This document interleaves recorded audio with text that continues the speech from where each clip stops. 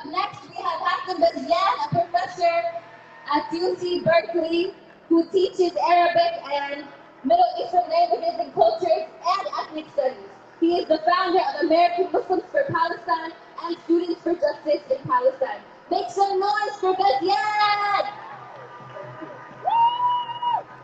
Assalamu alaikum and marhaba. First, we need to give recognition to the indigenous people of this land, and in particular this region, which is the land of the Olori people.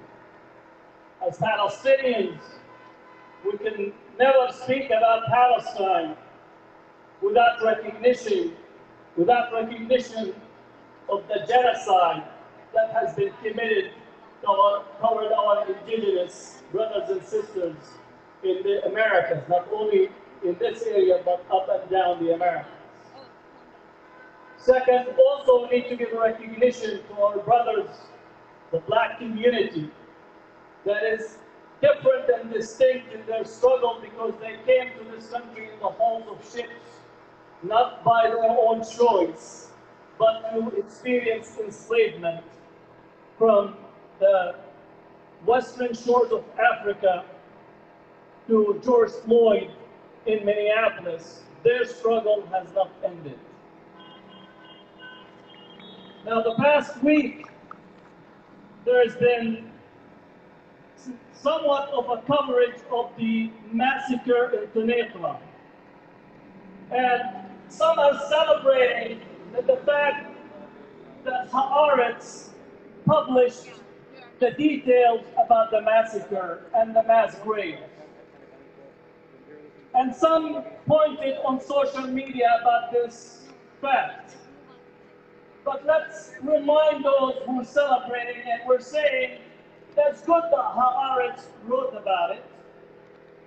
But when a student of Professor Al-Naqab wrote in the University of Haifa an MA thesis speaking about the massacre, the student was pressured to change their conclusion, and Professor Al-Naqab was chased out of his position in the University of Haifa.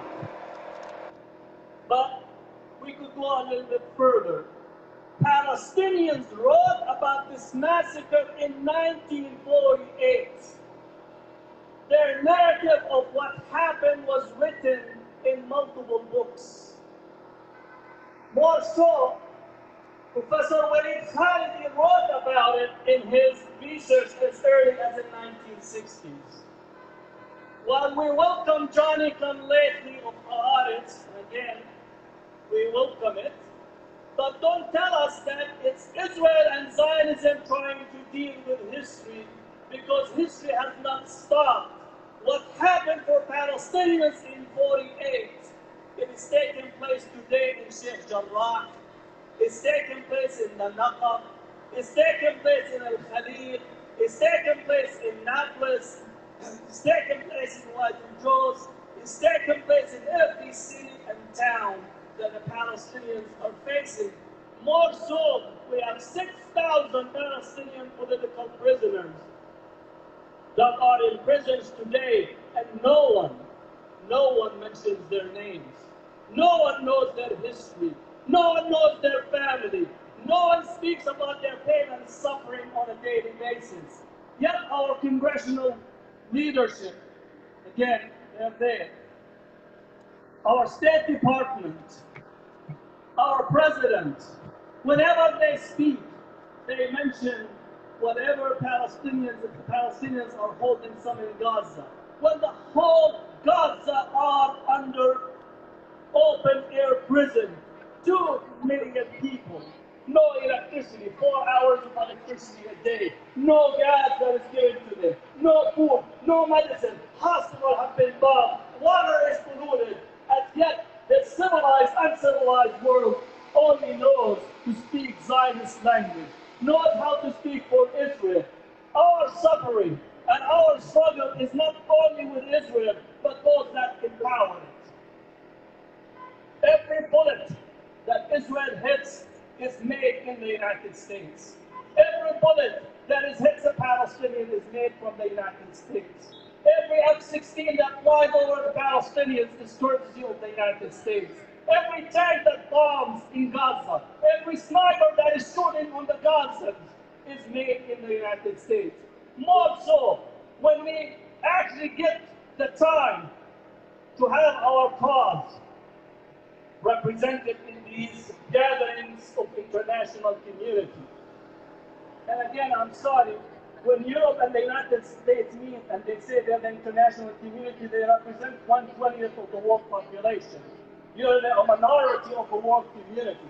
But they aid and abet, they veto the resolution, they veto the investigation, they derail the fact that the Palestinians have been facing systematic settler colonialism, not since 1948, but since 1917, when the British, with the Balfour Declaration, with an Al-Naqab entering into Jerusalem in 1917, we've been facing settler colonialism. Palestine is the last settler colonial project to be commissioned by the European powers. It was the last settler colonial project to be accepted by the major powers. Great Britain, alhamdulillah, is no longer great. Alhamdulillah. Great Britain, France, Woodrow Wilson in the United States all accepted the Balfour Declaration, incorporated into the League of Nations, incorporated into the United Nations with Resolution 181. So when we speak about Palestine, we're critiquing both the Western power as well as Zionism, as it's called settler colonialism in Palestine. We need to understand these connections. Lastly, I don't want to take a lot of time because, again, you're going to give a professor a microphone and that's it. It's going to be a lecture Tuesday, Monday, Wednesday, Tuesday. What's the homework assignment? So let me speak about what is called today Abraham Accords. Abraham Accords. These are normalization. There is no peace, no justice, no fairness to the Palestinians with the Abraham Accords. These are accords that are set against the Palestinians. These are accords that are implementing a new program for the region where people no longer are asking about their sovereignty, about their land right, about their dignity of the Arab and Muslim world. And therefore today we're being asked to go through the normalization. Normalization in here, you have people that are celebrating being with the ADL. I call it not the Anti-Defamation League, but the Defamation League. That's what the ADL is about. JCRC and all these, the Zionist Organization of America, AJC, American Jewish Committee, and you have some Arab Muslims and Johnny's come lately that they think that they could be sophisticated by engaging in this normalization effort.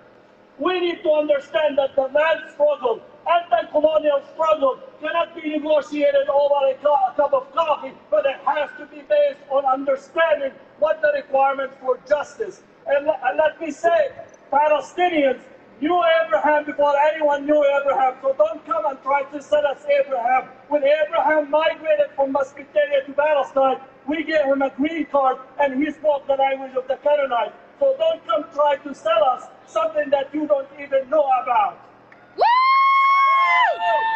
So, our struggle will continue. Our liberation is interconnected. Palestine is free. It's a state of mind that only needs to be actualized. Free, free Palestine. Free, free Palestine. Free, free Palestine.